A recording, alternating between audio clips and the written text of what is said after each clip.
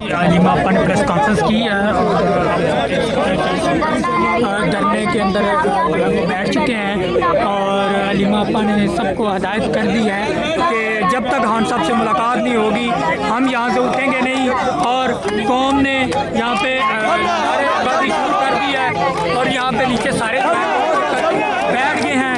सारे आप लोग देख सकते हैं कि इस वक्त सारे भाईजान प्लीज़ एक और आप लोग देख सकते हैं कि इस वक्त इमरान खान की बहनों की जब तक मुलाकात नहीं करवाई जाएगी, अलीमा आपा का कहना है कि हम यहाँ पे पहले भी आके बैठते हैं, कानून को फॉलो करते हुए अदालती आर्डर के काम पे जो है वो हम यहाँ पे आते हैं और ये हमारे पे जुल्म करते हैं। तो यहाँ पे इस वक्त जो है वो अलीमा आपा बैठ चुकी हैं। नारेबाजी शदीद किस्म की यहाँ पे शुरू की गई है। सभी को बैठने की हिदायत की जा रही है कि अब हम तब तक नहीं उठेंगे।